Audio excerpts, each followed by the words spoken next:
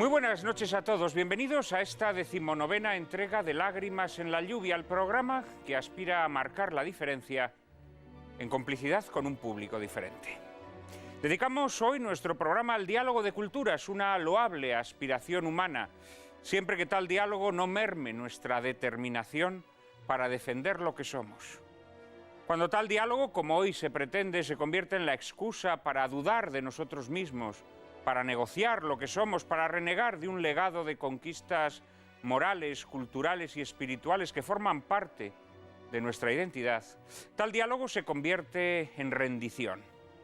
Y a este punto es donde ha llegado Europa hoy, en su diálogo con otras culturas, y muy concretamente con el Islam, que mientras se extiende sin oposición sobre la Europa poscristiana, persigue con encono a las comunidades cristianas que aún sobreviven precariamente en países de mayoría musulmana. Lejos de mostrar una determinación inquebrantable en la defensa de los principios que fundaron su cultura, Europa proclama que no existen principios de validez universal, sino más bien valores particulares que no deben confrontarse con los valores procedentes de otras culturas. Defender los valores propios se convierte automáticamente en un ejercicio de prepotencia intelectual, de arrogancia fundamentalista, de imperialismo cultural. Y cualquier intento de exportar esos valores se considera una imposición inaceptable, puesto que todos los modos de vida se consideran igualmente legítimos y respetables. Todo ello acompañado además de un brumoso y atenazador complejo de culpa que ha sumido a Europa en un estado de parálisis, de crisis de identidad, de falta de confianza en el futuro. ¿Qué convivencia puede establecerse en una sociedad que ha dejado de defender los principios que fundan su civilización frente a una fuerza hostil que pretende imponer sus formas de vida? En los últimos meses, entre el barullo informativo con que tratan de embotar nuestra conciencia, ha llegado hasta nuestros oídos noticia de la persecución feroz desatada contra los cristianos en diversos lugares de África, Asia y Oriente Medio, donde profesar la fe de Cristo es como hacer oposiciones a la muerte. Y estas persecuciones feroces no deben hacernos olvidar las formas más sofisticadas y civilinas de hostilidad que al mismo tiempo se están desarrollando en Europa mediante estrategias que fomentan el odio y los prejuicios contra los católicos. Se trata de fenómenos de apariencia diversa que en realidad son el anverso y el reverso de una misma moneda. Europa se ha entregado a un arrebato de autodestrucción propio de las organizaciones sociales en decadencia. Europa ha decidido otorgar carta de naturaleza a corrientes de pensamiento que pretenden situarse de espaldas a la historia, considerando insensatamente que el cristianismo es la causa de todas nuestras calamidades. Europa empieza a mirar con desconfianza e incluso con rencor sus raíces cristianas. La fe queda reducida al espacio de la privacidad y la vida pública se configura sobre la exaltación del agnosticismo religioso y moral. Así se explica la pasividad, indiferencia o sórdido desdén con que los organismos políticos y los medios de comunicación europeos tratan la plaga de persecuciones religiosas desatadas en territorio islámico. Hasta 200 millones de personas sufren en el mundo persecución religiosa en países de mayoría islámica o sometidos a regímenes de corte totalitario. Y 3 de cada 4 personas perseguidas profesan la fe cristiana. ¿Y qué hace, mientras tanto, la Europa poscristiana ante realidad tan sangrante? Pues se lava las manos, como Pilatos, a la vez que se dedica a retirar los crucifijos de las paredes y a fomentar la caracterización de los católicos como una secta de fantoches integristas comandada por una clerigalla pedófila. Esta es la convivencia de civilizaciones que hoy triunfa en Europa. Mientras en Irak o Egipto, en Nigeria o Turquía, los cristianos son martirizados a mansalva, en Europa los cristianos son estigmatizados o condenados al rechazo social por el mero hecho de expresar públicamente su fe, mientras se aplaude y propicia la expansión de la fe islámica. En España tal actitud dimisionaria reviste un especial carácter suicida, pues no debemos olvidar que incluso en los sectores moderados del Islam, cualquier iniciativa que consista en ampliar la presencia de la comunidad musulmana en España se ve impulsada por la idea del retorno a una tierra sobre la que, por haber estado bajo dominio musulmán hace más de 500 años, se reclama un derecho de propiedad. Y aquí nos enfrentamos a la verdadera raíz del problema, que no atañe tanto a la difusión de tal o cual doctrina religiosa como al desarme social, a la incapacidad de nuestra época para defender con convicción los principios que fundan su civilización y a la propensión buenista, propia de mentes decadentes y perezosas, de aplicar al Islam las categorías políticas propias de Occidente, como se demuestra en el alborozo con que la prensa y los gobernantes europeos están acogiendo las revueltas que en las últimas semanas flagelan diversos países musulmanes. Pero quizá este desarme sea la consecuencia natural del potaje relativista que se ha favorecido desde instancias de poder y de las manipulaciones y mitificaciones históricas que han logrado imponerse en los últimos años.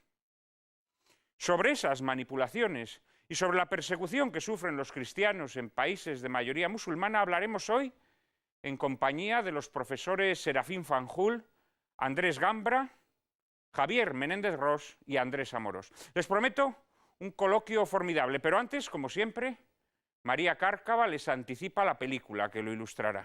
Muy buenas noches, Juan Manuel, y muy buenas noches a todos ustedes. A continuación disfrutaremos de toda una superproducción dirigida por encargo por el británico Ridley Scott con motivo del 5º centenario del descubrimiento de América. Nos referimos a 1492, la conquista del paraíso. La cinta contó con un enorme presupuesto, hasta entonces el mayor en la historia de las coproducciones europeas. Scott tomó el mando de este proyecto como anteriormente lo había hecho ya con las míticas Alien o Blade Runner y como posteriormente haría con Gladiator, El reino de los cielos o Red de mentiras. El aspecto formal de esta película es prácticamente intachable y eso se debe fundamentalmente a una cuidadísima fotografía a cargo de Adrian Biddle, quien ya había probado su solvencia en films como La princesa prometida, Thelma y Louise, La momia o más recientemente en Nube de vendetta. Sobresaliente banda sonora del compositor griego Vangelis, que repetía con Scott después de Blade Runner y contaba en su currículo con el aval de un Oscar obtenido en 1981 por Carros de Fuego. El círculo se cierra con un atractivísimo reparto masculino encabezado por un magnético Gerard Depardieu en el papel de Cristóbal Colón y por Armand Assante como Gabriel Sánchez Tesorero y consejero real. Nuestro Fernando Rey interpreta a Antonio de Marchena, fraile franciscano del convento de la Rábida y confidente de Colón. Frank Langella al converso Luis de Sant'Angelo y Chequicario al marino Martín Alonso Pinzón. Dos personajes femeninos de importancia serán el de la internacional Sigourney Weaver, dando vida a la reina Isabel, y el de Ángela Molina, haciendo lo propio con Beatriz Enríquez de Arana, compañera de Colón hasta el fin de sus días. Prepárense para embarcar en este enigmático viaje que cambió el mundo y al que Ridley Scott imprimirá su distintivo toque legendario y, sobre todo, grandioso. Ridley Scott confesó en alguna ocasión que concebía a Cristóbal Colón como una especie de Don Quijote en combate con los molinos de viento de la incomprensión ambiental. Y los mejores momentos de la conquista del paraíso son, en efecto, aquellos en los que Colón pugna por hacer realidad su sueño frente a las reticencias o a la franca oposición de tantos personajes y personajillos mediocres que seguían por oscuros intereses o inercias mentales. Quizá el clímax emotivo de la película sea aquel en que un viejo Colón, que acaba de ser tildado despectivamente de soñador por su oponente Gabriel Sánchez, reivindica a los soñadores, que al fin y a la postre son los que mueven el mundo. Pero junto a esta exaltación idealizada de Colón, la conquista del paraíso desliza multitud de insidias antiespañolas que luego tendremos ocasión de comentar.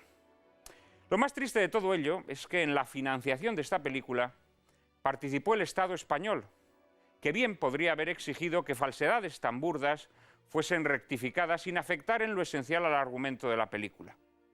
Lo cual nos lleva a una triste constatación. Los gobiernos españoles, o siquiera algunos de ellos, han sido los primeros promotores de nuestra leyenda negra. No sabemos, o quizás sí lo sepamos, con qué oscuros fines. La conquista del paraíso fue rodada en Costa Rica y en multitud de localizaciones españolas: Cáceres, Trujillo, Salamanca, Segovia y Sevilla, entre otras. Y sobre escenarios tan apabullantes, Ridley Scott despliega su particular estilo, de una estilización estética y una brillantez épica apabullantes que la música de Vangelis enfatiza, alcanzando sus momentos culminares cuando zarpan las naos rumbo al Nuevo Mundo, cuando los expedicionarios avistan tierra por primera vez, o sobre todo cuando indígenas y españoles unen sus fuerzas para levantar una enorme campana en el primer santuario erigido en tierras americanas, símbolo culminante de una posible vida en armonía que luego saltará hecha añicos. Una película, en fin, hecha a la medida de nuestros sueños. Que ustedes disfruten de ella.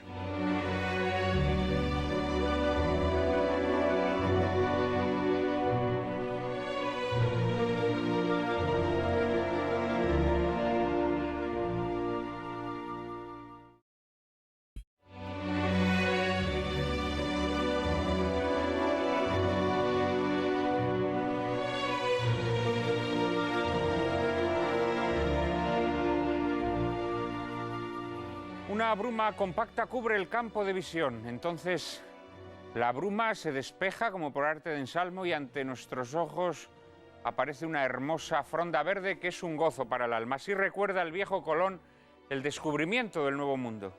Y así también María Cárcava y yo mismo creemos que se nos abre el cielo cada vez que ustedes se ponen en contacto con este programa para aportarnos sus sugerencias. Hemos recibido muchos emails esta semana, querida Cárcava. Pues muchísimos correos como cada semana, Juan Manuel. Con tan solo 17 años, el jovencísimo Santiago Guerra nos cuenta desde Madrid que nos sigue desde el primer programa y que le gustaría que emitiésemos Testigo de Cargo de Billy Wilder, Caballero sin espada de Frank Capra, Los intocables de Elliot Ness de Brian De Palma, La misión de Roland Joffé, La ola de Dennis Gansel o Solo ante el peligro de Fred Zinnemann. Muy completo el correo de Santiago. Por su parte, María José Gómez Pineda desde Toledo nos propone dedicarle un capítulo de Nuestras lágrimas al tema de la asignatura de educación para la ciudadanía y otro al de la pérdida de población en zonas rurales. Desde Barcelona, Juan Bonel insiste en que hagamos otro programa sobre ideología de género.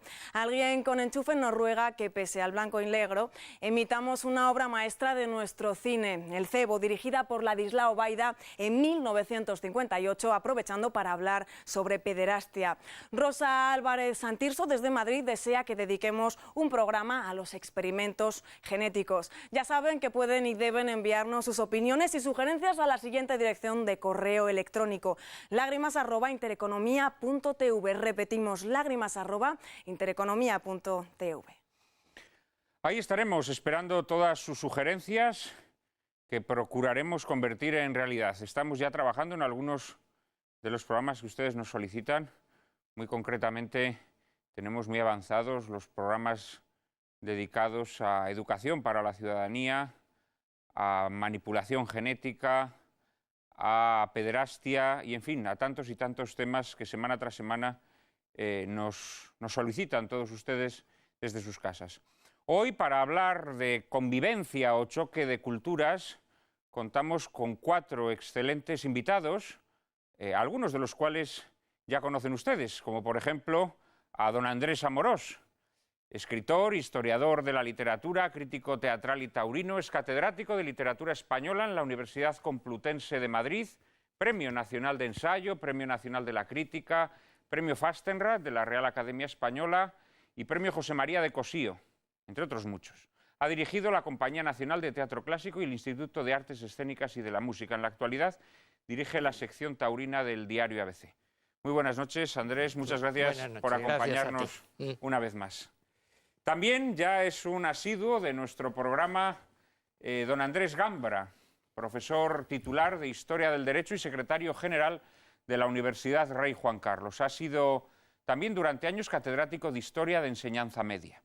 Especialista en historia medieval, es autor del imprescindible estudio en 2 volúmenes Alfonso VI, Cancillería, Curia e Imperio, y de otros trabajos sobre diversas instituciones medievales, así como de algunos estudios más generales sobre historia de España e historia del arte.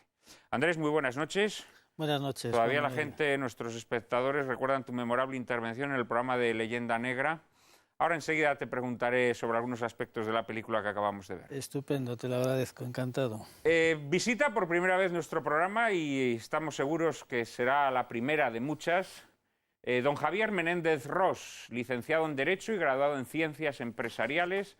Desde septiembre de 2006 trabaja como director para España de Ayuda a la Iglesia Necesitada, organización no lucrativa de la Iglesia y dependiente de la Santa Sede.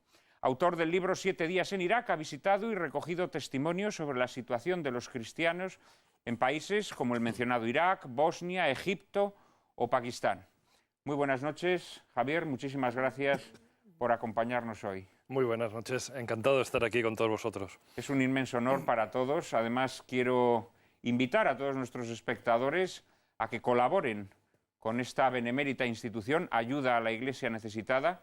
Encontrarán su página web en internet, precisamente en esta dirección, ayudaalaiglesianecesitada.org. Toda su colaboración será bienvenida. Y finalmente está también con nosotros alguien que ya repite en nuestro programa y cuya presencia todos ustedes nos han demandado, cosa que a lo que con mucho gusto accedemos. Me refiero a don Serafín Fanjul, catedrático de Estudios Árabes de la Universidad Autónoma de Madrid. Ha sido director del Centro Cultural Hispánico del Cairo y profesor de la Universidad de Ain Shams. Ha traducido obras fundamentales como Los viajes de Ibn Battuta o La descripción de África de León Africano. Y es autor de obras como Al-Ándalus contra España y La quimera de Al-Ándalus. Acaba, además, de publicar una novela, Habanera, de Alberto García, que muestro a la cámara, que tengo entre mis manos. Y precisamente, Serafín, muy buenas noches. Buenas noches. Sobre esta novela, y dado que hemos tenido una película de tema americano también, quería preguntarte, porque España es un país tan pobre, dijo alguien, que solo daba para hacerse una sola idea de las personas. Y eso de que tú seas arabista, pero también americanista, y que te decidas a escribir una novela ambientada en América, pues es una cosa que la gente dice, pero bueno, pero este hombre no era arabista, ¿cómo ahora nos escribe una novela de tema o de trasfondo americano? Bueno, esto es la propensión a catalogar, a encasillar fácilmente a la gente, y de esa manera se la tiene suficientemente controlada para que no pueda desmandarse y opinar sobre temas que en principio parece que no deberían corresponderle, ¿no? Yo creo que responde a eso, ¿no? Es una manera de eliminar enemigos o presuntos enemigos. En Habanera de Alberto García, digamos que haces una gran panorámica sobre un siglo apasionante de la historia española a través precisamente de la vida de un español que viaja a Cuba, que se instala allí y que pasa gran parte de su vida en esa isla tan querida, ¿no? Más o menos es una historia que abarca pues, desde tiempos de la Primera República hasta ya bien entrado el siglo XX, y naturalmente con el acontecimiento central del desastre del 98, de la independencia de Cuba. Así es, ¿no? Pero bueno, digamos que lo bueno de la novela es que no es una novela de erudición histórica, sino que todo esto es como el trasfondo sobre el que discurre la vida de tu personaje, Alberto García. Sí, exactamente, lo has descrito estupendamente. La historia es un trasfondo, es como yo qué sé, como el telón de fondo de una obra de teatro, pero no aparece de manera demasiado explícita. Y aunque los detalles personales no se deben contar, un autor no debe contarlo, pero esto es una especie como de biografía apócrifa de mi abuelo, que realmente fue emigrante en Cuba durante 16 años, ¿no?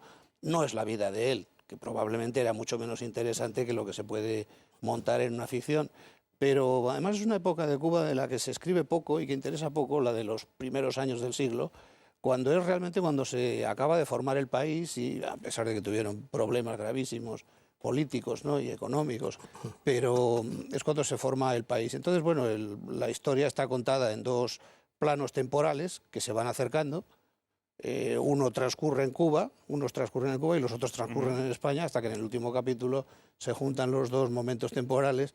Y también esa dicotomía se ve en la lengua, ¿no? Lo que se habla en Cuba no es lo que se habla en España. Eso es lo que te quería preguntar, porque haces un alarde lingüístico en este libro. Te muestras un conocimiento impresionante, ¿no? Que ahora me explico, que probablemente en parte de transmitir a tu abuelo, de algunos americanismos. Pues la idea sentimental de fondo sí gravita en torno a algunas palabras pocas, las que me dejó mi abuelo de su época en Cuba. Pero sobre todo es que yo he tenido una relación muy grande con Cuba, por razones que no hacía el caso explicar ahora, pero durante muchos años. Entonces, bueno, pues tengo vivencias directas, ¿no? Muy, muy directas y muy abundantes. No es solamente recopilación libresca. Pues toda esa vida condensada, toda esa vida palpitante y verdadera, la pueden encontrar en este libro, Habanera, de Alberto García, de Serafín Faljull, publicado por Escolar y Mayo. Se lo recomendamos a todos nuestros lectores, amantes de ese pedazo de alma española que se nos quedó allá en Cuba, y en general a todos los amantes de la buena literatura.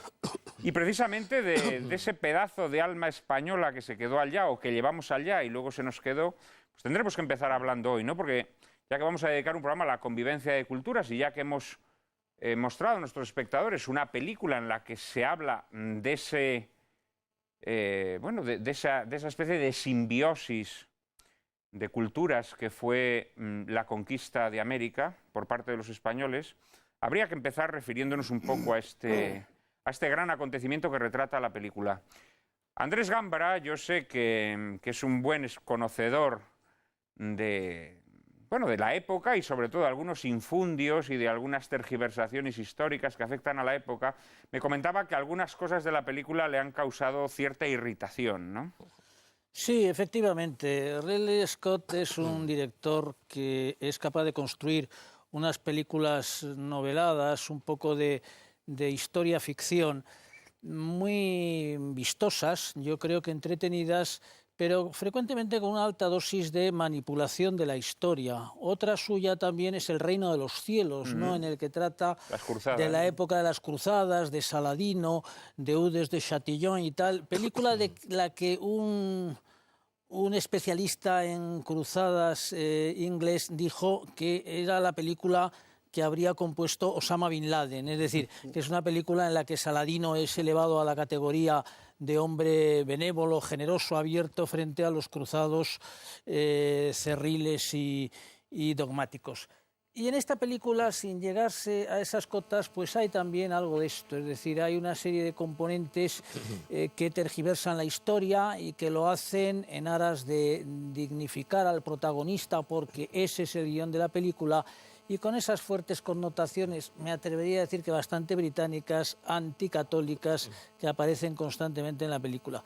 Yo me atrevería a citar varios temas, uno de ellos bastante llamativo y que centra una parte de la película y que de alguna manera conecta con un elemento de la leyenda negra que se ha manejado bastantes veces en torno a esta cuestión, es la idea de que Colón era un hombre bien documentado y clarividente, en contraste con la posición hermética, dogmática e ignorante de la Junta de Salamanca.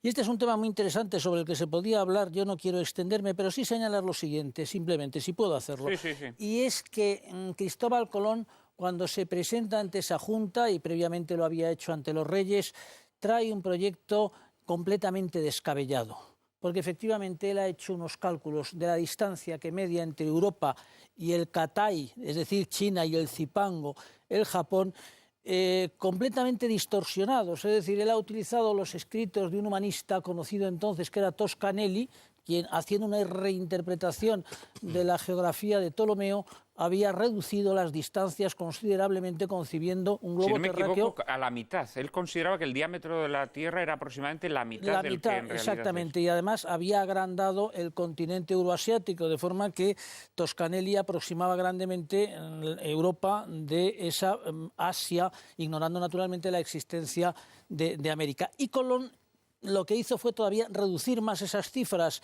jibarizar más, por así decirlo, el globo terráqueo, con lo cual la costa asiática aparecía accesible, ¿verdad? Y naturalmente, ¿qué sucede? Pues que la Junta de Salamanca, que no sabía exactamente tampoco cuál era el tamaño de la Tierra ni la distancia entre Europa y América, sí sabía, sin embargo, lo suficiente para comprender que los postulados de Colón eran completamente disparatados, ¿no? Y así se lo manifestó. O sea, que no es que no supieran, sabían muy bien de qué hablaban y acertaban plenamente al indicar que esos planteamientos eran erróneos. ¿Cuál es la explicación posible de esos cálculos de Cristóbal Colón? Pues ahí está la famosa interpretación que desarrolló un gran historiador español llamado Juan Manzano y que tiene precedentes también en otros historiadores más antiguos, algunos de ellos francés, que hablaron de este tema ya hace tiempo, y es el hecho de que Colón tenía tras de sí, pero no lo decía, nunca quiso decirlo, un secreto. Él traía un secreto que era o se vinculaba al hecho de que él había estado relacionado muy intensamente con familias de comerciantes y de navegantes portugueses. Él se había casado con una portuguesa, Felipa Moniz de Perestrelo, y había hecho recorridos al servicio de comerciantes italianos y portugueses, y estaba, por tanto, muy incardinado en el mundo de la navegación portuguesa, que era muy experta. Y sería allí, en ese ambiente, en ese contexto, probablemente cuando residía en una de las Azores, donde habría tomado contacto con alguien que habiéndose extraviado, había alcanzado a ver el otro lado, es decir, había llegado a ver las Islas Antillas, la Antilia, etc. Y se lo contó, probablemente antes de morir, a Cristóbal Colón. Por ello, Cristóbal Colón desarrolla una teoría que está condicionada por el hecho de que él sabe que allí hay algo, pero no quiere contarlo, porque entre los portugueses esa era la política habitual, la política del sigilo, no contar nada, no fuera a ser que nos quitaran el secreto. Y él no quería contar ese secreto, que era una carta que guardaba en la manga, porque si explicitaba que realmente era seguro que allí había algo, perdería el protagonismo que él deseaba. A mí te confesaré que no es lo que más me molesta el pintar a Colón como un gran sabio, ¿no? Y a los de la Junta de Salamanca como unos ineptos, porque a fin de cuentas, bueno, eso entra dentro del juego narrativo cinematográfico. Resulta mucho más ofensivo, por ejemplo, el cartel con el que comienza la película. Ese cartel: España vivía una época sombría, negra. Sí, pero bueno, ¿cómo que España? Si España vivía la época de mayor esplendor, claro. Político, cultural, artístico. Pero bueno, ¿qué demencia es esa, no? Por no hablarte de la escena del auto de fe, ¿no? En donde sí. Claro, eso tú mismo nos decías en el programa de La Leyenda Negra que la Santa Inquisición se calcula que ejecutó por término medio 2 personas y media al año, ¿no? Sí, te haría una observación. Y aquí de repente pues vemos ahí ese gran auto. Haría una precisión, no obstante. Lo que yo expliqué es rigurosamente cierto. No es menos verdad que hay un periodo previo a la regularización de la Inquisición que coincide precisamente con estos años finales del siglo XV, en el que sí existió una fase de desorden y de persecución de falsos judeoconversos, ¿no? En la que sí hubo abusos y una mayor incidencia, una mayor, digámoslo así, perdón por la expresión, una mayor mortandad, un mayor número de relapsos, ¿no? En fin, Serafín, pues, querías hablar. Sí, yo quiero señalar algo en esta línea, y me parece que la película utiliza muy buenos medios para bastante malos fines. Me refiero a buenos medios materiales, buenos medios de fotografía, de música, de actores, etcétera, de dirección. Pero claro, el guión es absolutamente lamentable y, como decía Andrés Gambra,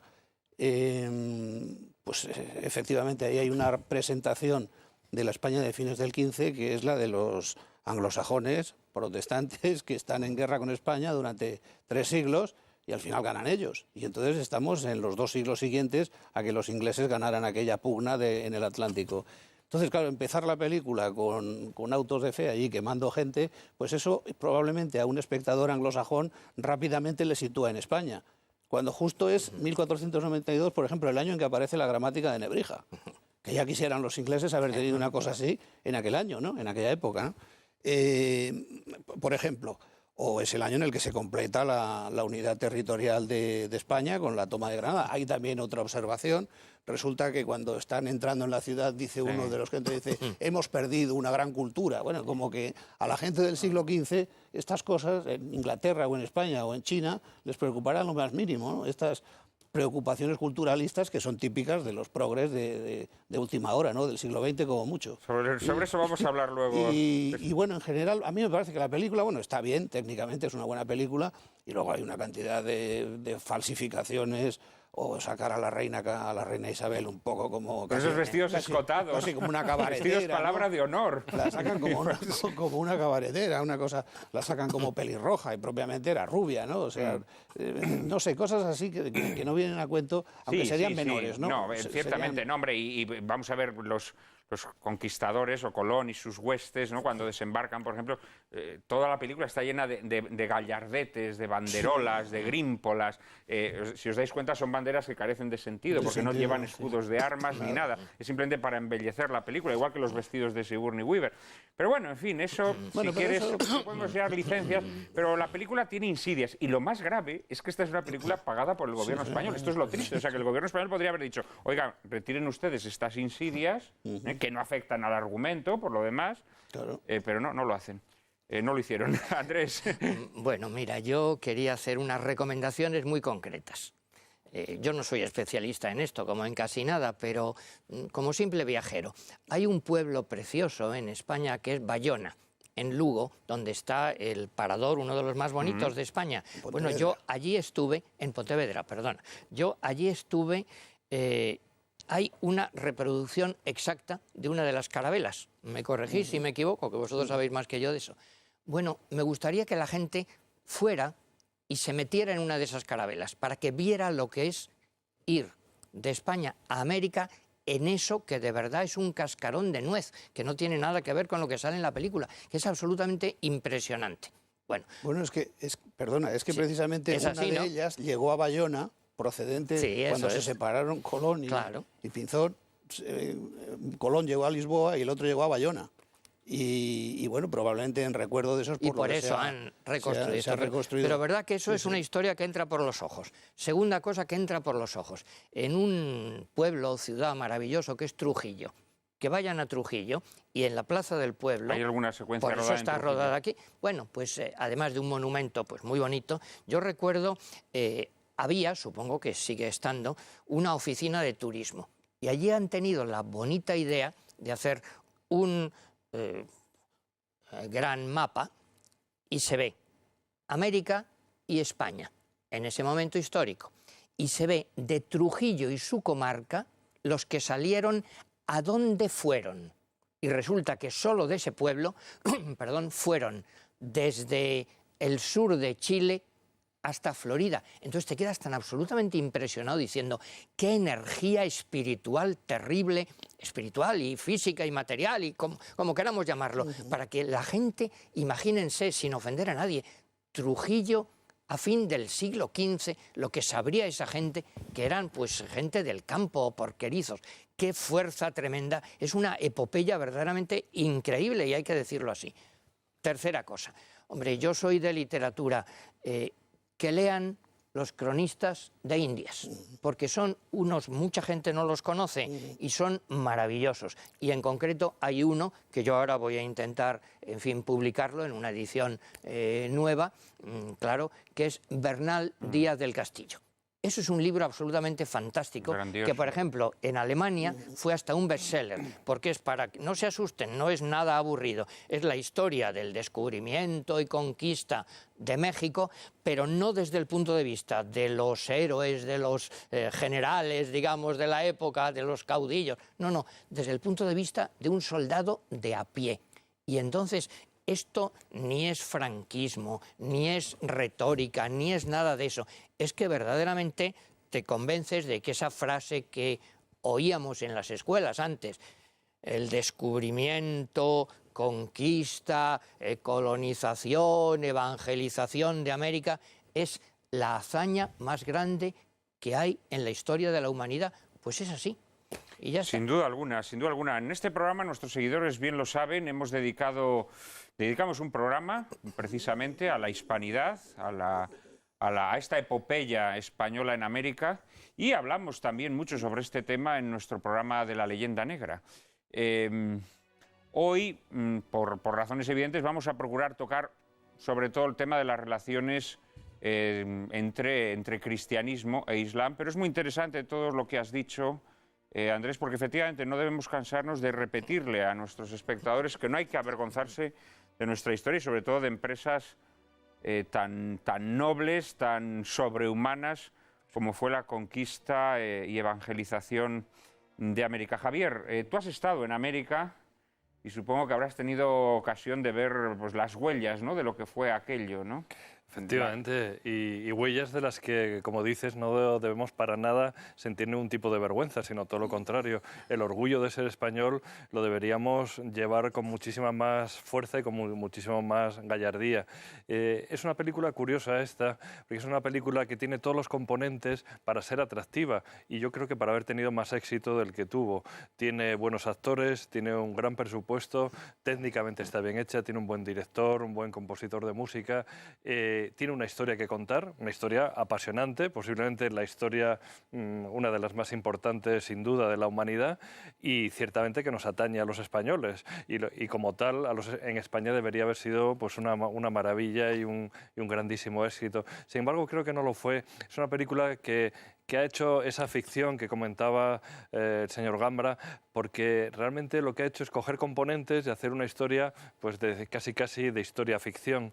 Entonces es tan fácil y tan difícil a la vez mantener lo correcto de la historia y ser fiel a la historia sin inventarse nada en alas de un posible éxito, que es una pena esta película, porque realmente aspectos tan importantes como la evangelización, que apenas si se menciona ni se toca, aspectos tan serios como la tergiversación que hace, pues como hemos comentado, de muchos aspectos religiosos de la época, y en cambio pues sí que yo creo que narra bien, de una forma correcta, pues ese espíritu aventurero, ese espíritu que es muy bonito cuando a su confesor le dice, mira, la verdad es que está mucho más lejos, les estoy engañando.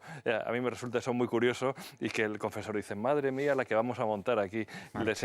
A todos les estamos engañando y sin embargo está mucho más lejos, pero convencido de que posiblemente pues fuese así como comentabas, ¿no?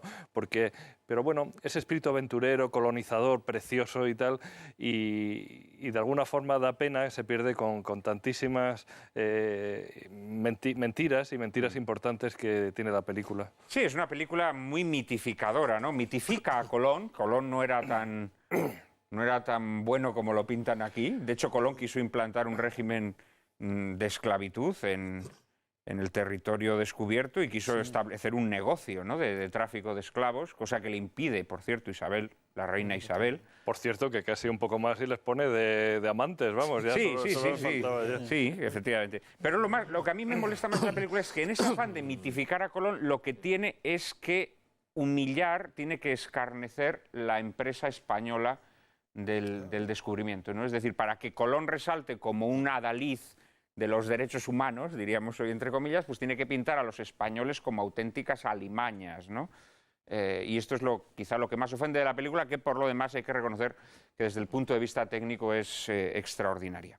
Sobre mitificaciones de la historia vamos a hablar inmediatamente después de la publicidad, y más concretamente de una de las más lesivas para la buena comprensión de nuestra historia, que es la llamada España de las tres culturas. Sobre esto hablaremos, como les digo, en un minuto, después de la publicidad.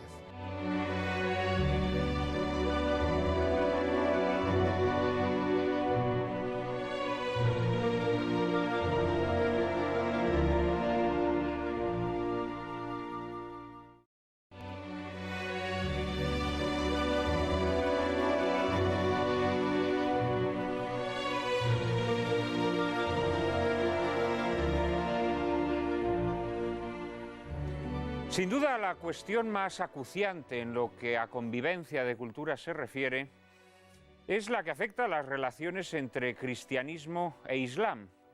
Pero para poder abordar ese asunto es menester conocer bien los antecedentes, porque precisamente sobre los antecedentes se nos ha tratado de engañar durante muchos años. María Cárcava nos introduce en el mito de la España de las tres culturas. Hay quien de forma aviesa y con desprecio hacia la verdad histórica sostiene que España se forjó como tal en la Edad Media como resultado de la convivencia idílica de tres culturas. Convivencia que habría aportado hitos como el de la Escuela de Traductores de Toledo, donde sabios musulmanes, judíos y cristianos se habrían juntado para intercambiar conocimientos. Tan peculiar afirmación triculturalista tiene, si no su origen, al menos su plasmación más divulgada en la obra del historiador Américo Castro, convertida luego en el catecismo del sincretismo cultural en España por demagogos de vía estrecha durante los años de la famosa transición, en los que con el afán de reconciliar posturas ideológicas se dio vía libre a todo tipo de malintencionadas tergiversaciones históricas. Uno de nuestros invitados de esta noche, Serafín Fanjul, escribía hace algún tiempo en la revista de Occidente un artículo sin desperdicio en el que rebatía mordazmente la visión de Castro, denunciando aquel mito de la España de las tres culturas. Cito: un lugar paradisíaco, sin parangón posible, cuya tolerancia, exquisitez literaria y convivencia sin mácula sirve hoy para adornar los discursos de los políticos profesionales.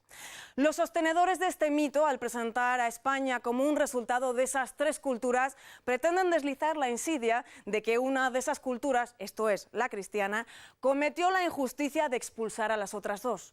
De ahí pasan a afirmar que esa cultura opresora, la cristiana, era la menos desarrollada y la más intolerante de las tres.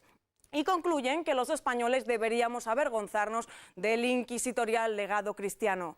Por supuesto, en esta versión mitificada de nuestra historia se oculta que el predominio musulmán en España fue producto de una invasión extranjera y se silencia el trato crudelísimo que los musulmanes dedicaron a los cristianos mozárabes, con periódicas persecuciones como la sufrida en tiempos de Abderramán II, y también a los judíos con el filósofo Maimónides a la cabeza, a quienes deportaron a Marruecos. Les lanzamos una pregunta a nuestros invitados: ¿a quién beneficia hoy que se nos haya negado la verdad de nuestra historia para imponer esta tergiversación de clara tendencia islamizante?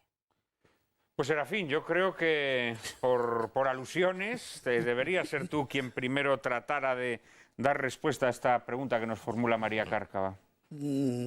Sí, pienso que una cosa es la utilización política que se está haciendo en los últimos años, digamos por razones bastante burdas, ¿no?, bastante zafias, por parte del gobierno actual, que creo que no hay que darle mayor importancia con la Alianza de Civilizaciones y demás. Pero es que esto viene de atrás. Esto es una parte de eso que antes señalaba de la pugna con los anglosajones. Es una parte en la medida en que los europeos encontraron en denigrar a los españoles por haber eliminado al Islam una de las razones, primero, de la decadencia de España y de la prueba de lo inconsistente y de lo bárbaros que son los españoles con los que estaban en choque desde el siglo XVI. Y esto se ve muy claramente en los viajeros del XVIII y del XIX, sobre todo los del XIX. Curiosamente, ¿quiénes son los que más hacen hincapié en esto? Los ingleses y los franceses. Son los que más insisten en la tragedia de la expulsión de los musulmanes, la desaparición de Al-Ándalus, etcétera, etcétera. No es algo inocente. Esta clase de tergiversaciones históricas no se hacen porque sí. Y forman parte del imaginario, del conjunto de ideas que se tenía sobre España, y me temo, lamentablemente, que se sigue teniendo. Es decir, que en Europa todavía funciona en gran medida esta manera de enfocar la historia de España. Efectivamente, como habéis señalado, la etapa musulmana pues tuvo sus momentos de esplendor cultural o de esplendor militar, etcétera, sus momentos. Pero primero, no fue homogénea, no es lo mismo el siglo VIII que el siglo XV, primera cosa. Segunda cosa, hubo también momentos de persecuciones muy duras, hubo intercambios, hubo choques y hubo pervivencias a posteriori de aquello. Esto es la realidad. Si de ahí queremos sacar que aquello era brillantísimo simplemente porque los que ganaron eran malos y querían acabar con ello, de todas maneras es que es inconsistente que unos bárbaros con una tecnología peor, con unos medios peores culturales, con menores conocimientos, y fueran capaces de vencer a una población, según dicen estas gentes, una población mayor, más educada, más avanzada, etcétera, etcétera, que estaría en el sur. La cosa no se sostiene. Pero sin embargo funciona porque en general en los medios de comunicación pues no se da otra cosa. Y además se acude a argumentos a veces acudiendo a autoridades, por ejemplo Américo Castro, ¿no? Américo Castro era un gran filólogo, era un gran conocedor de la literatura, pero quizá como historiador pues no era tan bueno. Y es la autoridad máxima que se saca, porque luego lo demás son viajeros franceses, Gautier, Mérimée y cosas por el estilo, o Borrow, o Ford, o gente así. Son las autoridades a las que se acude. Y últimamente Juan Goytisolo, claro. Bueno, pero todo eso ha logrado calar en la conciencia colectiva, desgraciadamente. Vamos a la banda de los Andreses. Primero Andrés Amorós. Sí, bueno, yo tengo que decirlo, ha explicado perfectamente Serafín Fanjul, pero es que yo era muy amigo de Américo Castro y lo que puedo asegurar es que Américo Castro no tiene casi nada que ver con esa visión o versión vulgarizada de esa convivencia idílica. Él no hablaba de ninguna cosa idílica. Él hablaba de una edad conflictiva. Hombre, lo que no cabe duda es que en España hay una peculiaridad histórica que cambia mucho según las épocas, pero que aquí hubo cristianos, y hubo moros, y hubo judíos. Y él, desde el punto de vista sobre todo de la literatura, decía, eso crea una serie de conflictos que pueden ser muy fecundos para la literatura, pero hay momentos en que unos se matan a los otros, sin duda ninguna, y no se puede simplificar. Yo creo que todos los que hablan ahora, en fin, de eso de las tres culturas, perdona, ni han leído a Américo Castro, ni saben cuál era su intención, que era más bien pensar en cuál es la raíz de los conflictos españoles que nos han llevado a una guerra civil. Bueno, y acabo enseguida. Hombre, yo creo que la pereza, la ignorancia, el no leer, el no ver que las cosas son más complejas. Simplemente recuerdo García Lorca. Dice, aire de Roma andaluza le doraba la cabeza. Pues claro, por supuesto. En Andalucía había, como dice hasta Antonio Gala, que incurre muchísimo en esto, dice, es que en Andalucía no es moro todo lo que reluce. En broma, en vez de no es oro, no es moro. Está un elemento musulmán, claro, pero está un elemento absolutamente cristiano y romano y occidental. Por supuesto, las dos cosas. Hombre, y si queréis una broma os gasto, yo creo que es una cosa de pérdida de valores, lo ha explicado Juan Manuel al comienzo.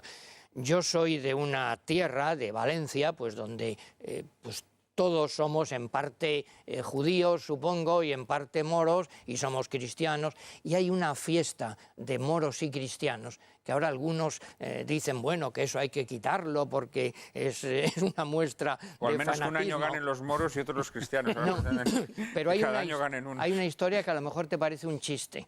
Mira, en esta fiesta la gente se apunta a la filá mora o cristiana, y la gran mayoría ahora se apuntan a la filá mora, porque es mucho más divertido y más bonito el vestido, ir fumando un puro y moviendo pues una cimitarra, con lo cual la mayoría de los habitantes actuales cristianos se apuntan a ser moros, y para ser cristianos de la filá cristiana han tenido que recurrir pagando a inmigrantes árabes que estaban aquí, lo cual nos indica el disparate en el que estamos viviendo, y que eso ni es Américo Castro ni es nada, es una vulgarización y es una ignorancia total.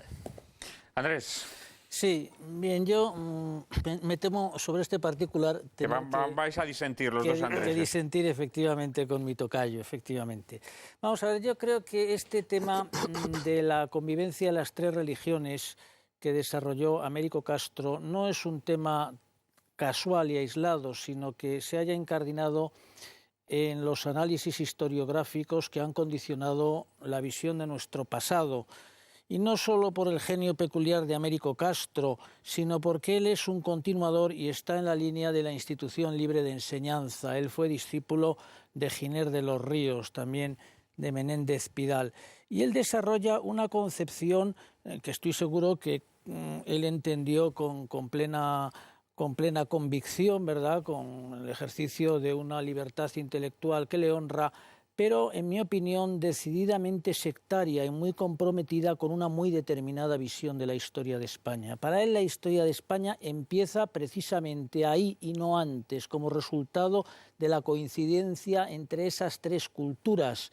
Y él entiende que lo español ha sido una síntesis de esas tres culturas, y esto es algo que él afirma constantemente en sus distintos trabajos. Y luego, segunda parte, afirma que con la expulsión o la derrota de los musulmanes, la expulsión de los judíos, habría comenzado una época de frustración en la historia de España, lo que él llama un vivir disfrazados, un vivir desviviéndose, le llama así la historia de una inseguridad.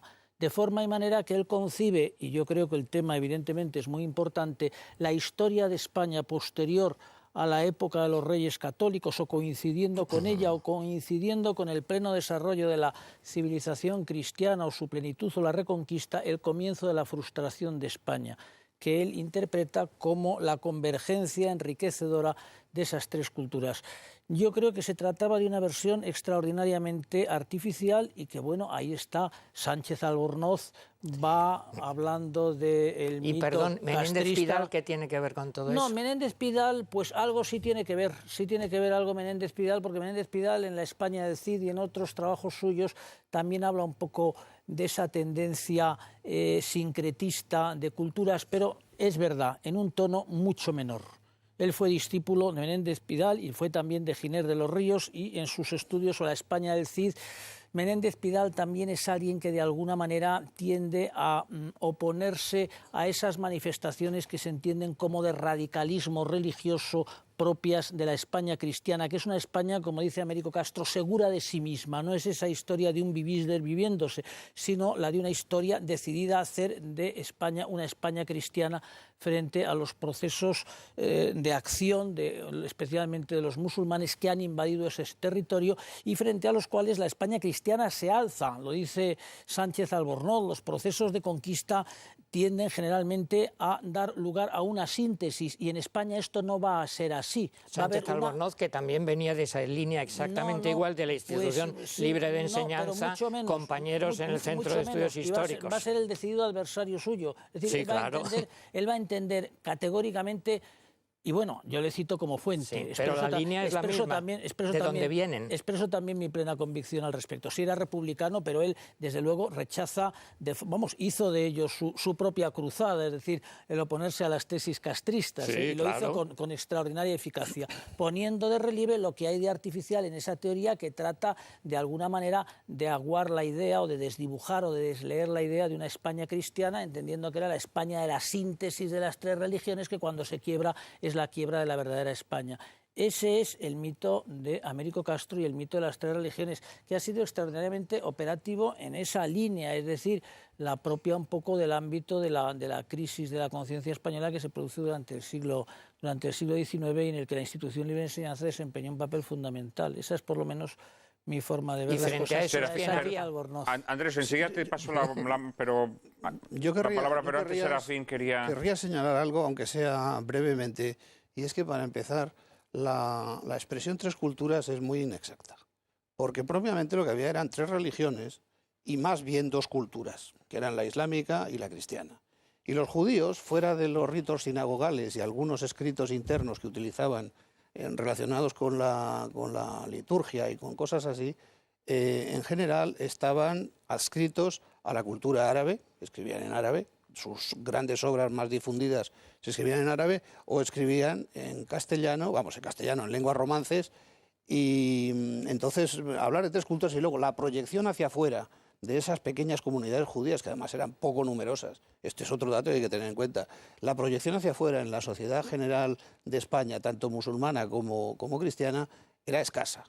Encima, productos culturales que procedían del grupo más perseguido y más despreciado y más machacado de todos, pues realmente había una resistencia a aceptar esos elementos. Lo del mestizaje de las culturas, pues bueno, yo esto es algo que en principio no me lo creo en casi ningún sitio, y desde luego en la España medieval menos. Había una hegemonía, había un predominio de una de las dos, primero musulmana y después cristiana, que admite elementos sueltos de lo que se encuentra. Pero eso de que hay una fusión y de que hay una mezcla y de que hay un mestizaje cultural, eso es sencillamente falso. El único mestizaje real que existe entre los seres humanos es el biológico. Y fuera de eso, lo que hay es una cultura dominante, en Estados Unidos, por ejemplo, que admite elementos parciales que le interesan de lo que hay o de lo que se encuentra o de los que llegan. Pero tanto como decir que están funcionando al 50% los intercambios culturales, eso es sencillamente falso. Andrés, creo que quería salir en No, defensa lo que yo decía no, es que, en fin, resulta que don Américo, don Ramón Menéndez Pidal y don Claudio eran compañeros del Centro de Estudios Históricos, venían absolutamente de la misma línea. Y luego, cuando llega la Guerra Civil, es cuando cada uno, don Ramón un poco aparte, porque era más filólogo, dicen: ¿de dónde ha salido esto? ¿Por qué nos hemos matado los unos a los otros? Y tienen una posición radicalmente contraria en su interpretación de la historia. Por supuesto, don Claudio es mucho más historiador, don Américo es mucho más filólogo. Pero vamos, resulta que don Ramón Menéndez Pidal ahora suele ser presentado para atacarlo como sinónimo del españolismo castellanista y cristiano. Bueno, pues era amigo y compañero de don Américo Castro, absolutamente. Lo que es evidente es que este mito de las tres culturas tiene sus consecuencias hoy. Es decir, vamos a ver, Al-Ándalus, el mito de Al-Ándalus, que ha sido recuperado políticamente, ¿no? Y que Andalucía, de alguna manera, por parte de las autoridades andaluzas, digamos que el signo de identidad o distintivo de Andalucía es el haber sido Al-Ándalus, ¿no? Esta idea, porque no nos engañemos, al final lo de las tres culturas, como ha dicho María, la intención es presentar, digamos, a los vencedores, es decir, a los cristianos, como fanáticos, como inquisitoriales, como destructores de aquel paraíso cultural que había llegado a arraigar en la España musulmana. Y bueno, esta idea luego, pues repito, ha sido reelaborada con fines ideológicos, ¿no? O sea, no podemos olvidar este dato. Yo no querría monopolizar el debate, pero es que la adscripción, vamos, hacer la equivalencia entre Andalucía y Al-Ándalus es una falsificación. No es, claro. Porque es que Al-Ándalus era la Hispania musulmana, fuera la que fuera su extensión. No me canso de repetir esto porque siguen sin enterarse. Como encima hay unos intereses políticos concretos, en Andalucía los medios políticos siguen manejando la idea de que Andalucía es Al-Ándalus. Es mentira. Es mentira. Incluso la idea de Andalucía como tal surge después de la conquista castellana. Surge con Fernando III, curiosamente. Es digamos, en fin, entre comillas, el inventor de Andalucía es precisamente Fernando III. Y bueno, y luego ya los continuadores. Pero bueno, no se te escapa que los políticos andaluces han hecho esta identificación. Sí, por supuesto, no es que no se me escapa, es que la sufro. Claro. Es que cada vez que voy a Andalucía y voy con frecuencia me encuentro aquello allí. Eso es mentira. Que hay un episodio bellísimo y no muy conocido, que es la historia de Eulogio y los Aneulogio y los mozárabes de Córdoba, ¿no? En el siglo X, que frente a esa idea del maridaje o la conmixtión de culturas liberal en la España musulmana son reflejo del sufrimiento de aquellos cristianos que, obligados por las circunstancias, los mozárabes estaban obligados, como lo que se llamaban dimíes o sometidos, a vivir bajo la autoridad musulmana, y se les permitía vivir en barrios separados, conservar su propio derecho, que era el antiguo liber judiciorum, pero se les obligaba a vivir allí constreñidos, sujetos en la práctica externamente a las exigencias de la sharia, ¿no? Es decir, en cuanto pronunciaban cualquier palabra que fuese contraria a los intereses o al contenido dogmático de la religión musulmana, se exponían a morir y se sintieron condenados por la aplicación del Código Penal coránico, y se sintieron a lo largo de aquel tiempo, como no podía ser de otra manera, intensamente oprimidos, ¿no? Y condenados de alguna manera a muerte por ese ambiente, a muerte interna, a fallecimiento por extinción o por abandono de aquellas filas, las suyas tradicionales, por la gente joven que se sentía atraída por la superior, en apariencia superior y sobre todo dominante cultura musulmana, y que en un determinado momento bellísimo pues emprendieron una campaña de resistencia heroica dando, digámoslo así, la cara, enfrentándose a las autoridades musulmanas, pronunciando abiertamente sus ideas, de forma y manera que lo que afirmaban se entendía que era blasfemia y entregándose, por lo tanto, a una especie de desesperado martirio voluntario como expresión de su deseo de sobrevivir, ¿no? Y que es un episodio extraordinariamente conmovedor, que tuvo finalmente un desenlace dramático, porque a la postre aquella comunidad, pues en su mayor parte, o murió ejecutada por las autoridades musulmanas o tuvo que exiliarse fuera. Y que es un episodio muy interesante para calibrar la pasión con la que se vivió entonces y ciertamente, entiendo yo, los límites claros de esa connivencia de tres culturas, ¿no? Bueno, un episodio que, aparte de ser emocionante y muy descriptivo de la situación que padecían los cristianos en territorio musulmán, según lo estabas contando, podría haber sido cualquier narración de la situación de los cristianos hoy de los cristianos en muchos países musulmanes, sujetos a la Sharia, a la ley islámica, convertidos en ciudadanos de segunda, viviendo en guetos, etcétera, etcétera. De todo esto vamos a hablar después de la publicidad y nos va a hablar muy especialmente Javier Menéndez Ros, director de Ayuda a la Iglesia Necesitada, que conoce perfectamente la situación de los cristianos en estos lugares.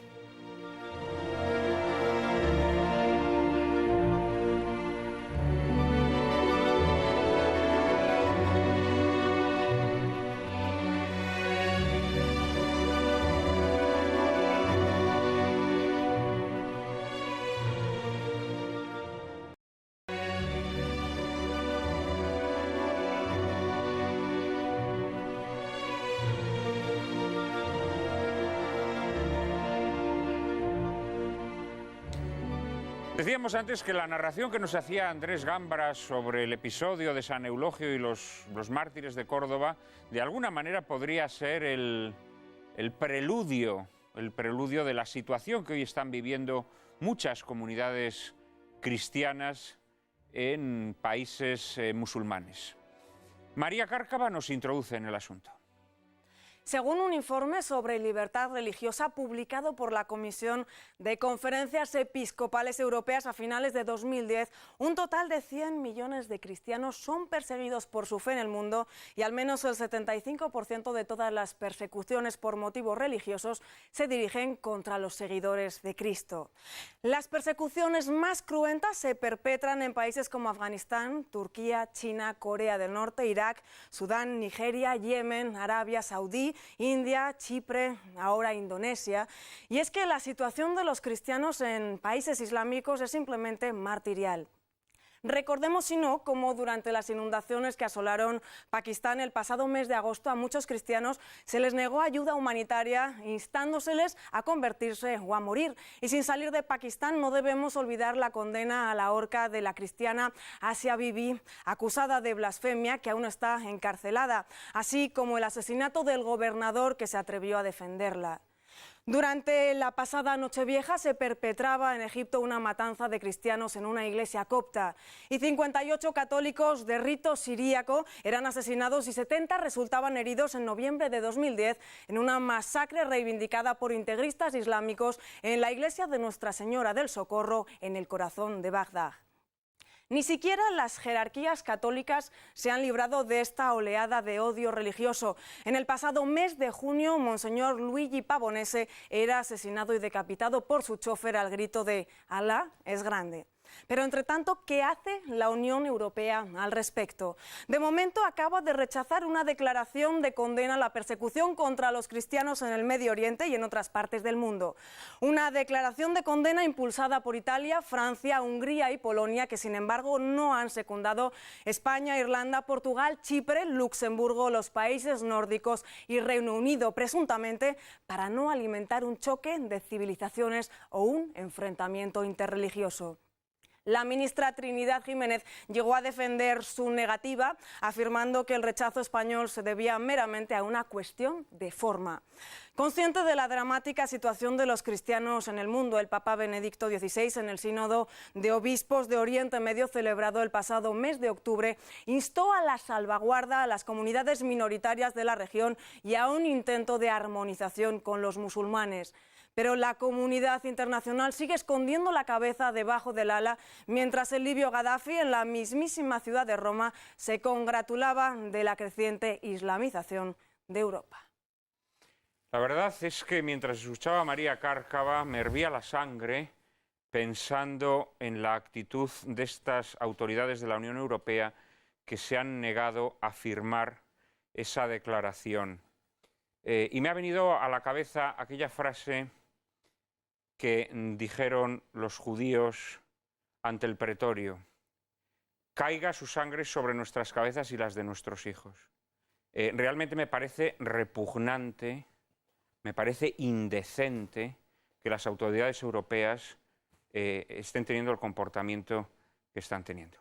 Pero para contarnos la situación de las comunidades cristianas en países musulmanes, en países de Oriente Medio, seguramente nadie mejor que Javier Menéndez Ros, director de ayuda a la Iglesia necesitada en España, que conoce in situ la situación de los cristianos en estos lugares. Javier, verdaderamente el cuadro en estos momentos es francamente difícil, ¿no? Es un cuadro muy preocupante. A mí cuando me preguntaban, nuestra asociación Ayuda a la Iglesia Necesitada hace un informe sobre libertad religiosa en el mundo cada 2 años y lo hemos publicado ahora en el año 2010, me preguntaban qué mejoras, qué empeoramientos, cómo podría calificar un poquito la situación. Y yo decía, desgraciadamente, y muy a mi pesar, porque me encantaría decir buenas noticias y decir que el derecho a la libertad religiosa es más respetado en líneas generales en el mundo, pero desgraciadamente teníamos que decir lo contrario. Es que cada vez es más atacado, más agraviado, y no solo a los cristianos, sino a todo tipo de religiones. Básicamente los cristianos son los que más la sufren, ¿no? Yo diría que el sufrimiento y esta falta de libertad religiosa viene básicamente de 2 grandes focos. Uno, no debemos olvidar que el comunismo sigue existiendo, nada menos que representada por países como China, países como Corea del Norte, países como Cuba, donde los cristianos, ciertamente, China, desde nuestro punto de vista, encabeza prácticamente todas las listas. Es un triste ranking ser el primero en encabezar esta lista, pero encabeza la falta de libertad religiosa más absoluta, y Corea del Norte también. Y luego viene de los países islámicos, muchos de ellos que vamos a decir que legalmente su propia Constitución ni siquiera reconoce el derecho de libertad religiosa, y otros en que aún reconociéndola, tal es el caso por ejemplo de la Constitución de Egipto, en que reconociéndola, sin embargo los cristianos son ciudadanos de segunda, tercera o cuarta categoría y consienten en muchos casos, como puede ser la situación de Irak, consienten los estados o los gobiernos que no son suficientemente fuertes, consienten en el que grupos radicales atenten constantemente contra las minorías cristianas y estén consiguiendo algo que parecía impensable, y es que los cristianos estén desapareciendo de países que han sido cuna del cristianismo, como es el propio Irak o como es la Tierra Santa.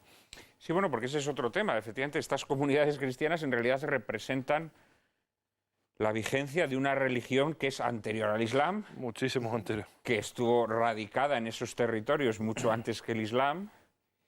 Y luego, y más allá, naturalmente, de lo más importante, que es la pérdida de vidas humanas o la situación de miedo y de ostracismo en la que viven estas comunidades, es que con esas comunidades también se pierde un legado cultural impresionante, porque absolutamente son comunidades con ritos propios. Ahí están pues comunidades caldeas, siríacas, coptas, en fin, una serie de ritos de una riqueza. Y además no solo la cultura, sino que vamos a ver... La cultura en un sentido amplio, ¿eh? Sí, pero sino que es, vamos a decir, el cristianismo, por su propia esencia, es una religión de amor. Y esa religión de amor se muestra en los misioneros, en las religiosas, en los religiosos, en los laicos, que están viviendo allí y entregándose. ¿A quién se entregan? a sus vecinos, a los que están a su alrededor. Yo he estado visitando dispensarios médicos en Egipto o en Pakistán o en Irak mismo, llevados por religiosas. Colegios dirigidos también por distintas órdenes religiosas, donde ves que el 90%, el 95% de las personas que atienden son musulmanes. Son queridos, son apreciados, son valorados, son estimados. Si alguno de vosotros ha visto la película de Hombres y Dioses, Sí. Esa película, desde mi punto de vista, extraordinaria, en esa película se ve realmente cómo son queridos y les dicen, por favor, no os vayáis de aquí. O sea, porque es que forman parte, primero, por nacimiento, por raíz, y segundo, por esa tarea tan inmensa y tan preciosa que hacen, forman parte de la propia identidad del país. Pero desgraciadamente hay gobiernos que con intenciones pues consienten y toleran pues esos chantajes. Yo he conocido a sacerdotes secuestrados, he conocido a sacerdotes que después los han asesinado en Irak, he conocido al obispo de Mosul que fue asesinado. Y, o sea, estamos hablando de religiosos en el siglo XXI que son asesinados. No nos estamos inventando cosas. Tienen nombre, tienen apellidos, tienen historia y no es solo como se nos está haciendo, parece que de alguna forma, y bueno, no me parece nada mal el que haya mucha más notoriedad pública de todos estos fenómenos de la persecución religiosa, pero esta no es una situación nueva, ¿eh? O sea, no nos engañemos, es una situación que lleva muchos años en estos países. O sea, que desde el 2003 en Irak, donde se calcula que había 1.600.000 cristianos, hasta ahora, que se calcula que puede haber en torno a 400.000, o sea, estamos hablando de una cifra considerable de cristianos que están refugiados y que están expulsados, que están chantajeados y que están asesinados. Y Irak es simplemente uno de los países. Pakistán es otro país que se merece un capítulo aparte, vamos. Serafín. Antes, cuando hablabas de que los mozárabes en la España musulmana serían una especie de anticipo de la situación actual, efectivamente es que es así. Es que también los mozárabes se escapaban, y se escapaban en masa hasta el siglo XII. Se estuvieron yendo pueblos enteros, huían al norte y con ellos se fue repoblando precisamente Sí, las tierras que se iban. las tierras que se reconquistaban, el Valle del Duero, etc.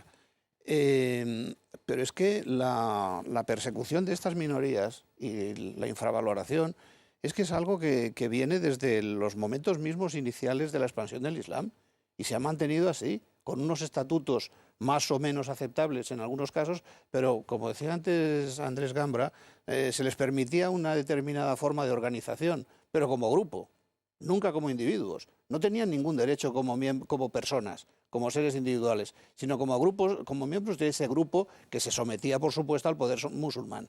Y en esa situación se han mantenido países, pues por ejemplo Irán, hasta el siglo XX, hasta principios del siglo XX. En Egipto, las discriminaciones, por ejemplo, de vestimenta, duraron hasta el siglo XIX.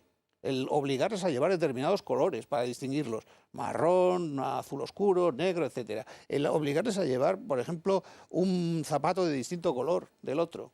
Zapatos de distintos colores, prohibirles, por supuesto, tocar las campanas o montar a caballo en ciudad habitada por musulmanes. Todo esto suena un poco como a broma, un poco caricatura medieval. No, pero es que era real, hasta hace muy poco tiempo.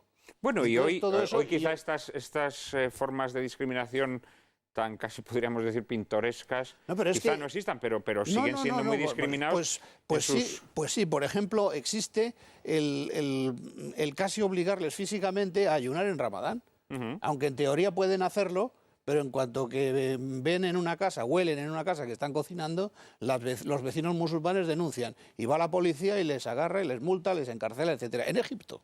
No estoy hablando de otro sitio, estoy hablando de Egipto. Y claro, lo que señalaba antes Javier sobre asistencia benéfica. A mí me gustaría, esto es una cosa que lo he pensado muchas veces, me gustaría que las organizaciones de beneficencia musulmana alguna vez atendieran a un cristiano, cosa que es impensable. Imaginar que en Egipto va el Ministerio de la Aucaf o las organizaciones, y no digamos ya las de los islamistas, van a atender a un cristiano, aunque se esté muriendo en plena calle, de lo que sea, es que es la luna. Esto que vemos aquí o en esos lugares, que las parroquias, los misioneros, las misioneras, etcétera, no distinguen en absoluto la religión de la persona que acude a ellos, y creo que debe ser así. como ocurre en la película esa de Dioses y Hombres, que es una película preciosa, Una gran película. que yo recomiendo a quien tenga la ocasión de verla, que la vea, porque es realmente estupenda. Magnífica. Aunque claro, ahí precisamente aparece como el aparato político del Estado argelino, la policía y alguien más está interesado en que aquellos frailes se vayan. Y al final, como no consiguen que se vayan, pues o dejan que los asesinen los islamistas o los asesinan ellos mismos.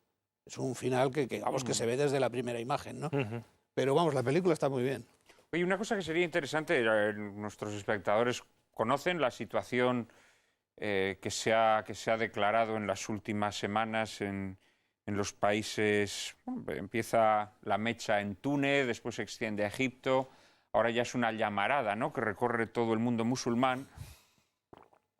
Y bueno, la prensa europea, los gobernantes europeos, pues todos coinciden en montarse una especie de happening buenista, ¿no? Se toman una especie de setas lisérgicas, ¿no?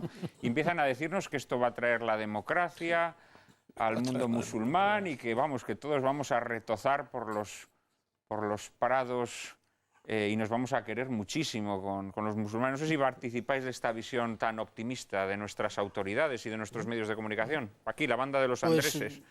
Yo me temo que no, yo no soy optimista, aunque no soy futurólogo, pero me temo que las cosas no van a ir en esa línea.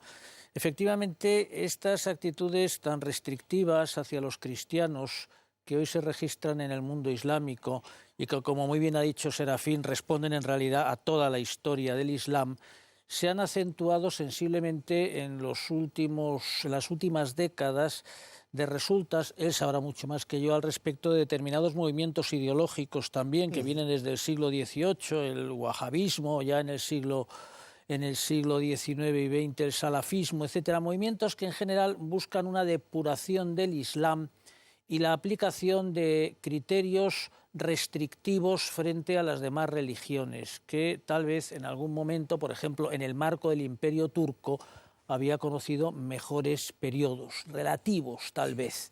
Ahora el criterio es muy estricto. Un caso, por ejemplo, llamativo, el de la Arabia Saudita.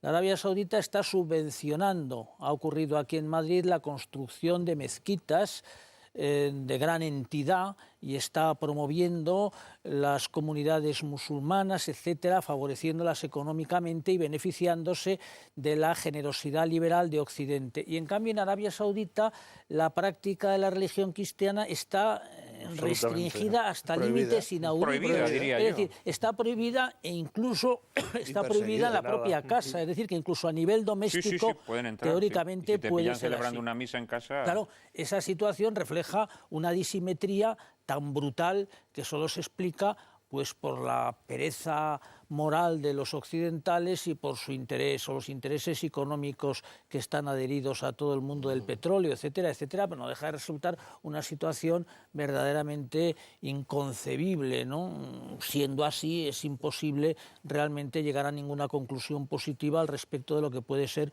una relación bilateral en esta materia, ¿no?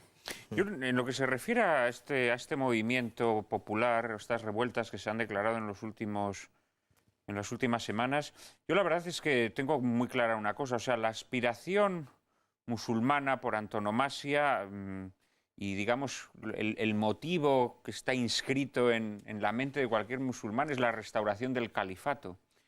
Y toda la historia del Islam es como un intento frustrado una y otra vez, ¿no? Pues por carencias propias de organización política, por problemas geoestratégicos diversos, pero siempre es un intento de recuperar el califato, ¿no? Esa unidad, esa comunidad de los creyentes. Yo creo que todos estos movimientos, que no sé en lo que cuajarán finalmente, pero de alguna manera, platónicamente, digamos, tienen esa aspiración arquetípica de volver a una comunidad musulmana unida. Si eso llegara a producirse, o algo que pálidamente se le pareciese, si eso llegara a producirse, la situación de los cristianos en el Islam va a ser terrorífica.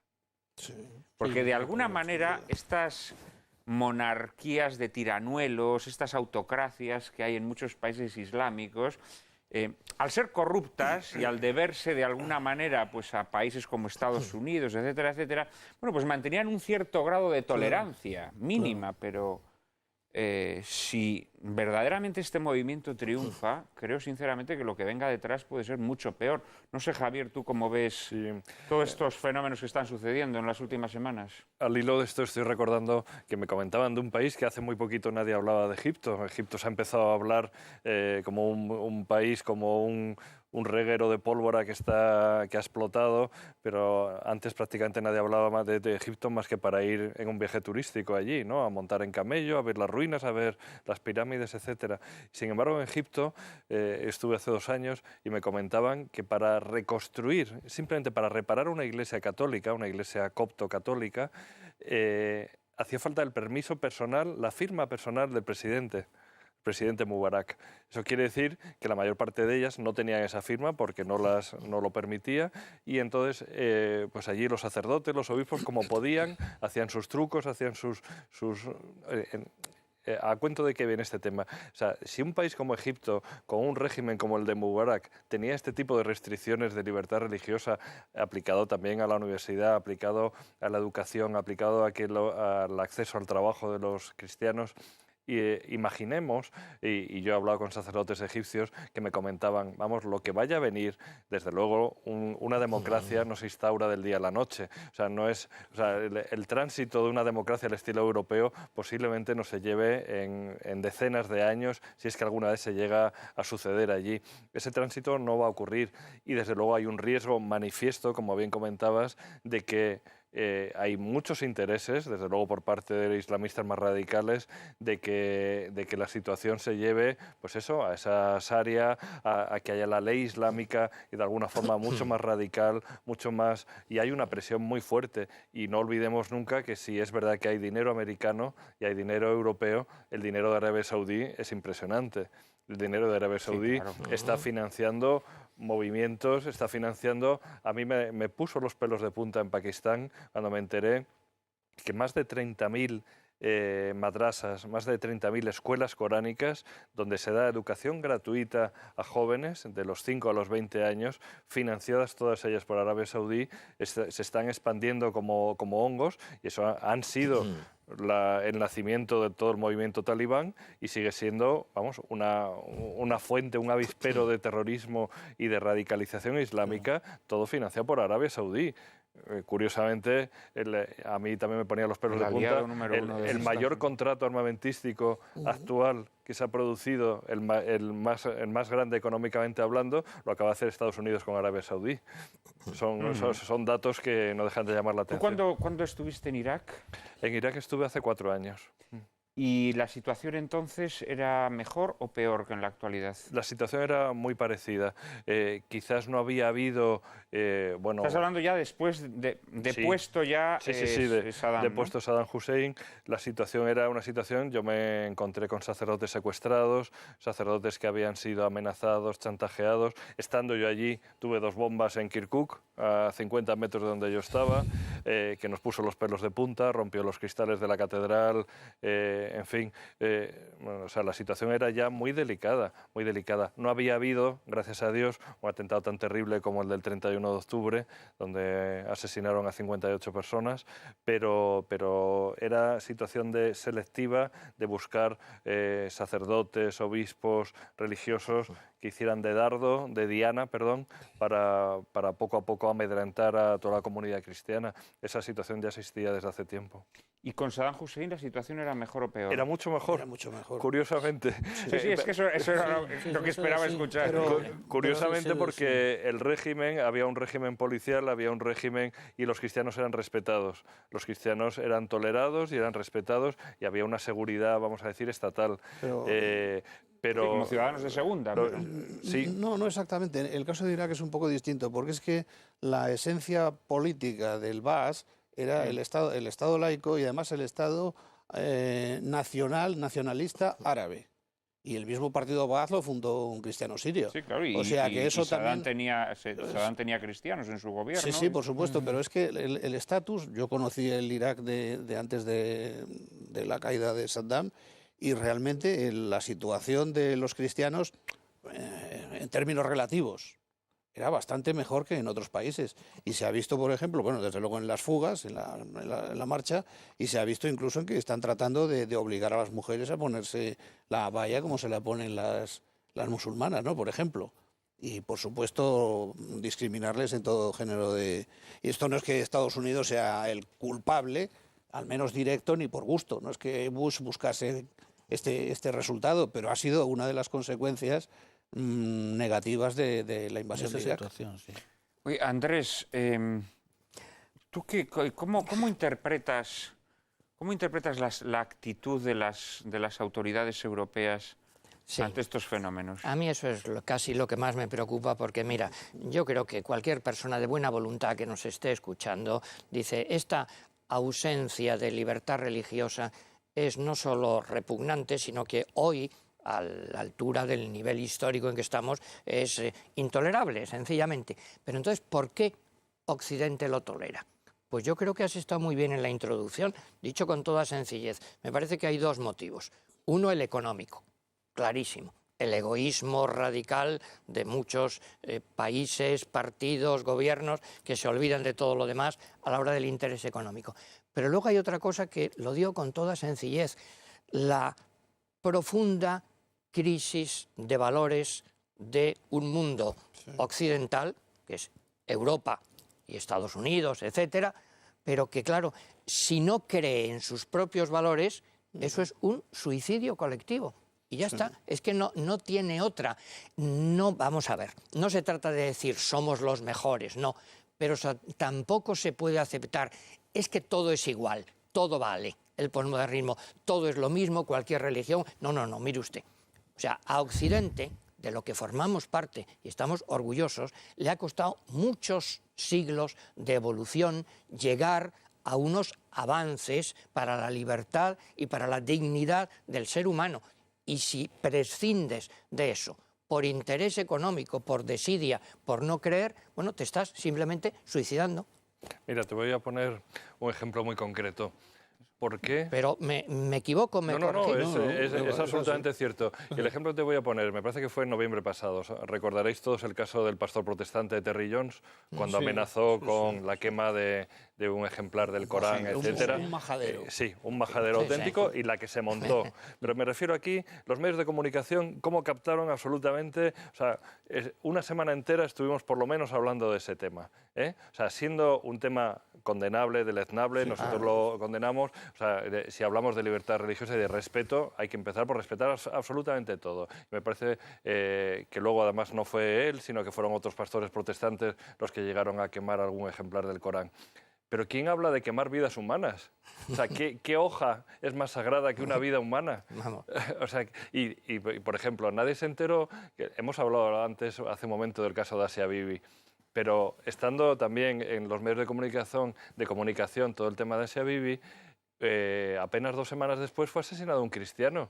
Por la misma ley de la blasfemia. ¿Cuántas personas se han enterado? Fue asesinado a la salida de su casa, iba a ser llevado a un tribunal.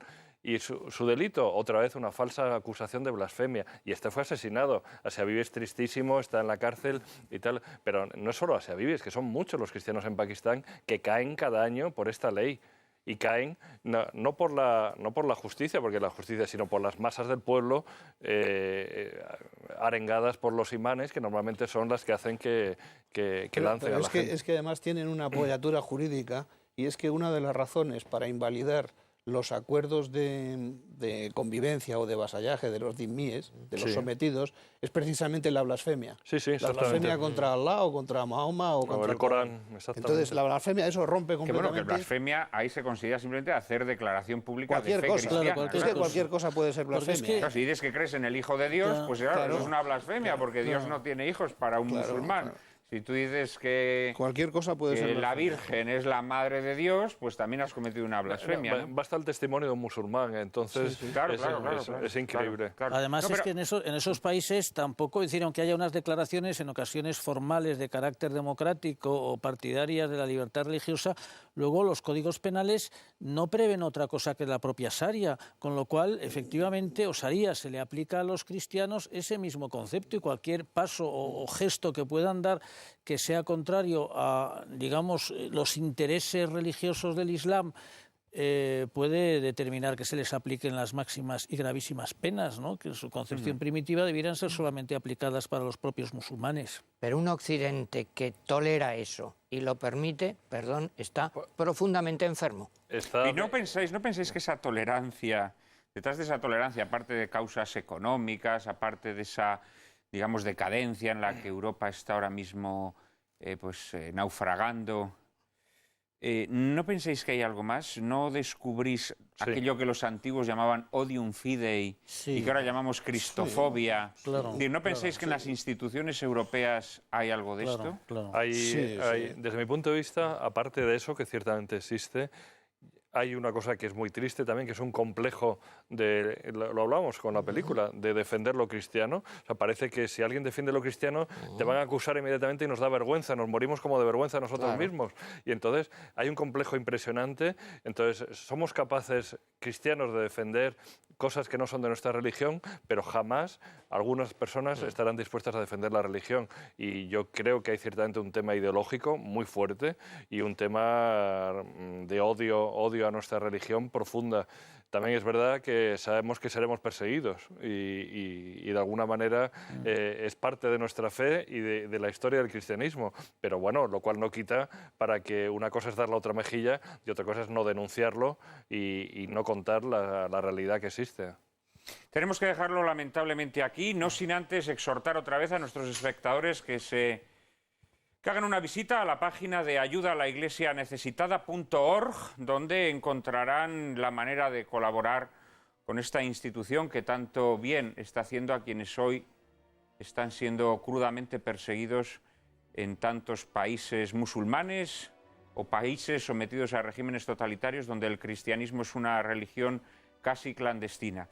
Quiero recordar, efectivamente, Javier me la ha traído a la cabeza esa última bienaventuranza. Bienaventurados cuando en mi nombre os persigan, que de alguna manera trae esperanza a tantos cristianos que cada día, por el mero hecho de profesar la fe de Cristo, se ven en situaciones difíciles. Y quiero recordar también esa frase del pretorio: caiga su sangre sobre nuestra cabeza y sobre la de nuestros hijos. Nuestro silencio cómplice, nuestro desdén hacia el sufrimiento de tantos hermanos hará que algún día su sangre caiga sobre nuestras cabezas. Muy buenas noches a todos, muchas gracias a todos ustedes y en un minuto María Cárcava y yo nos despediremos de todos nuestros espectadores.